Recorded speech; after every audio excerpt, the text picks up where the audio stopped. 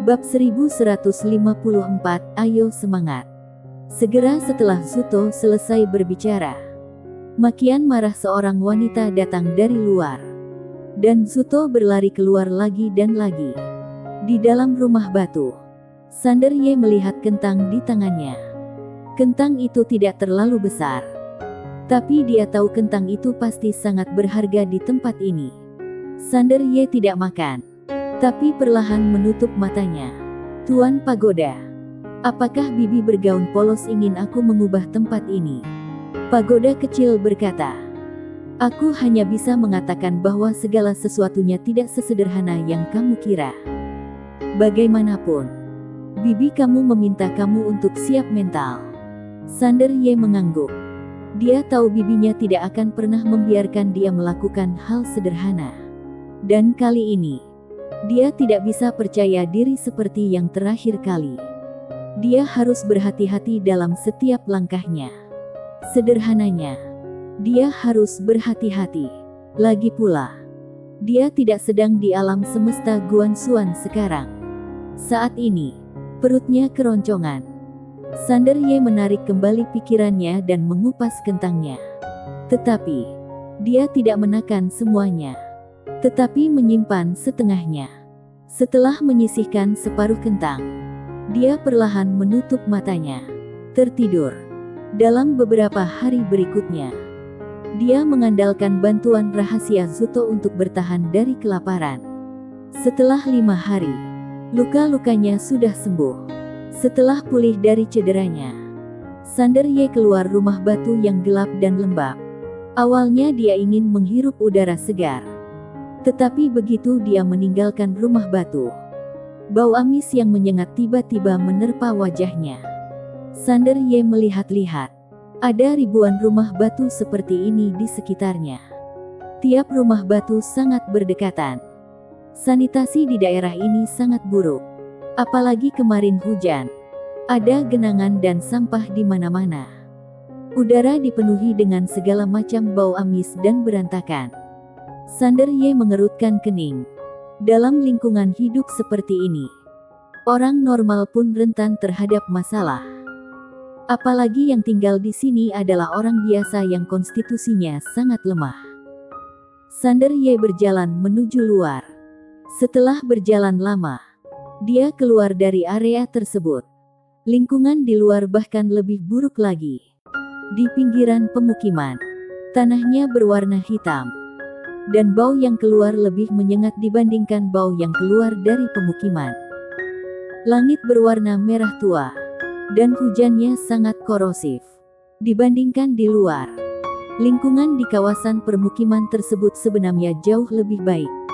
Sander Ye berbisik, Tuan Pagoda, ini adalah planet yang akan dimusnahkan. Pagoda kecil berkata, tidak ada yang bisa mengubah tempat ini kecuali putih. Sander Ye terdiam. Sebuah planet yang akan dimusnahkan.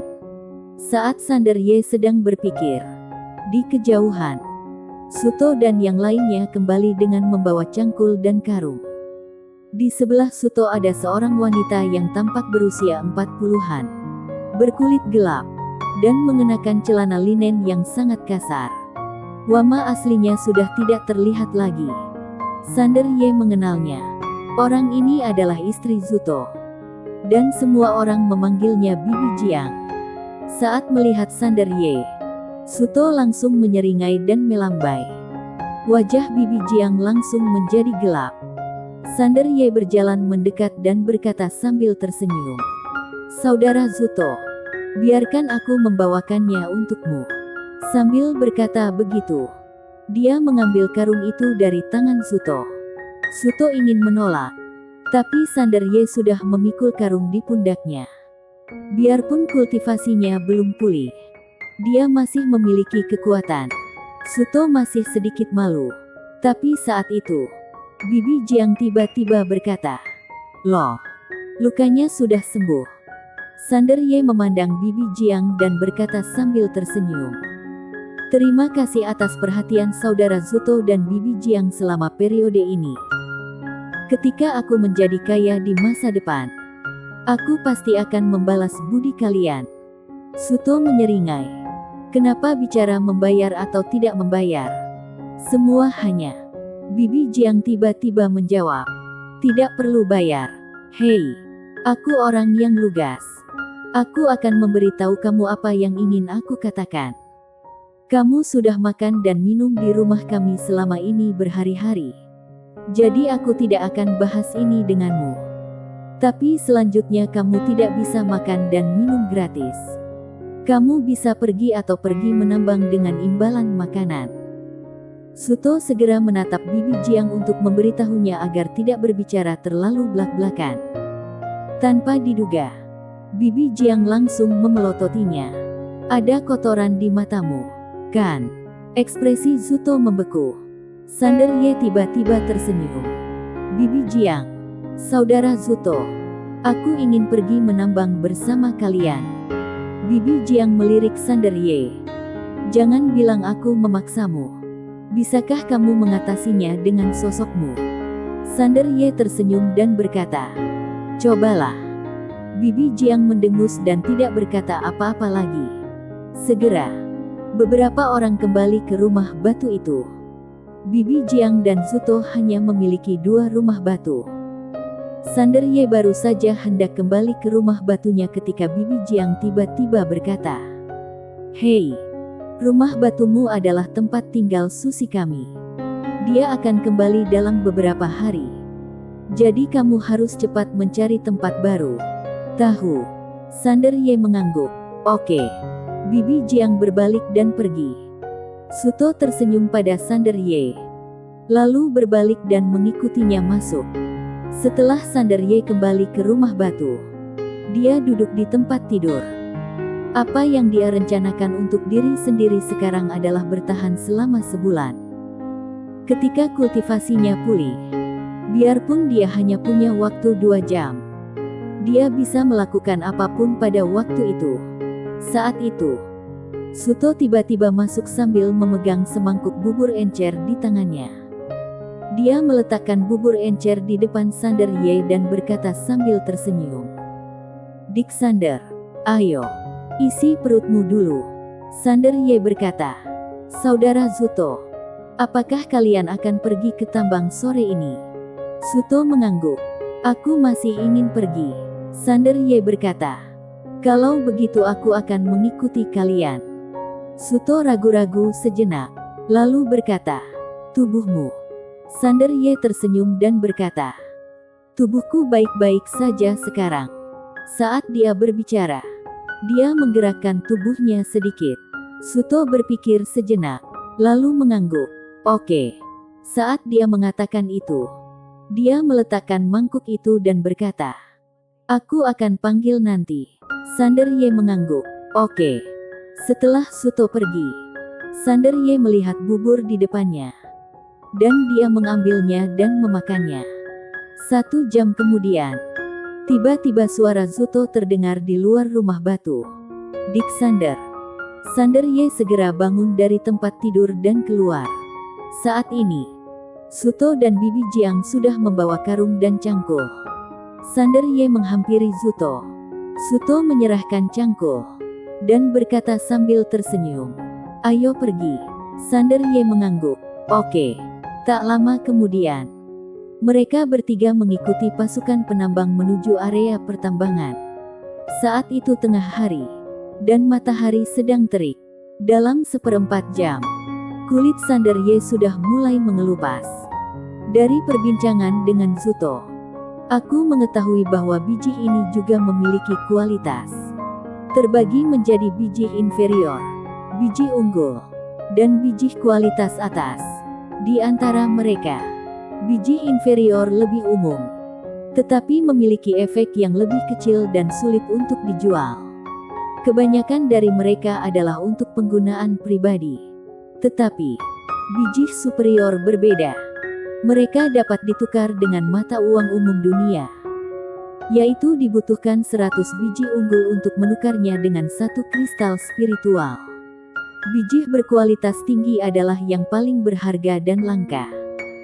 10 biji berkualitas tinggi dapat ditukar dengan 1 kristal spiritual. Panen harian Zuto dan Bibi Jiang adalah sekitar 30 biji bermutu tinggi. Dan pendapatan bulanan mereka adalah 5 hingga 6 kristal spiritual. Sebenarnya, seharusnya sekitar 10 kristal spiritual.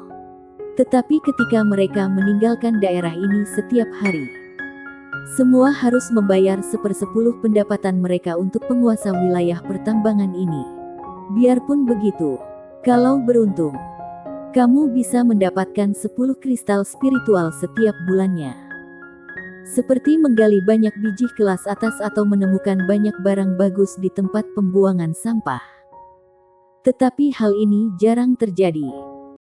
Sander Ye juga mengetahui bahwa pasangan tersebut memiliki seorang putri bernama Susi, yang berusia 17 tahun dan belajar di Akademi Kuil Dewa di kota Anan yang jaraknya ratusan mil.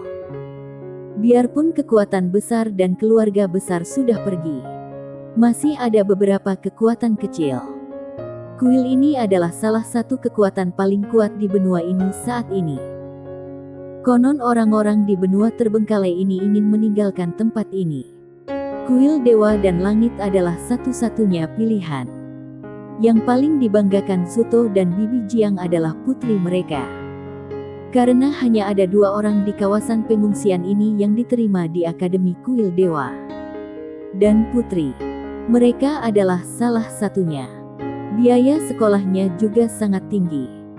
Membutuhkan 70 kristal spiritual dalam waktu setengah tahun. Jadi, Bibi Jiang dan Zuto sangat hemat sampai-sampai keterlaluan. Dan mereka tidak berani mengambil cuti. Tetapi terlihat mereka sangat bahagia. Bagi kebanyakan orang tua, tidak masalah seberapa besar kesulitan yang ditanggung mereka kalau anak-anak mereka mampu. Kali ini, Zuto tiba-tiba menghampiri Sander Ye. Dia menyeka keringat di wajahnya dan menyeringai. "Dik Sander, bisakah kamu menahannya?" Sander Ye tersenyum dan berkata, "Tidak apa-apa. Bagaimanapun, dia sudah berlatih kultivasi. Dan tidak ada masalah dengan ketekunan dan kesulitan." Zuto mengangguk. "Oke, lanjutkan." Setelah mengatakan itu, dia berbalik dan melanjutkan menggali. Sander Ye tersenyum dan mulai menggali lagi. Saat hari hampir gelap, Sander Ye menggali 5 biji berkualitas tinggi dan lebih dari 60 biji biasa. Setelah pekerjaannya selesai, Zuto datang.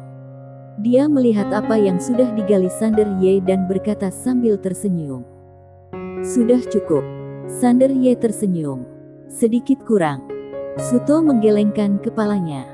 "Pertama kali kamu menggali, ini tidak apa-apa. Setelah kamu menggali lebih sering, kamu bisa menggali lebih banyak." Sander Ye mengangguk.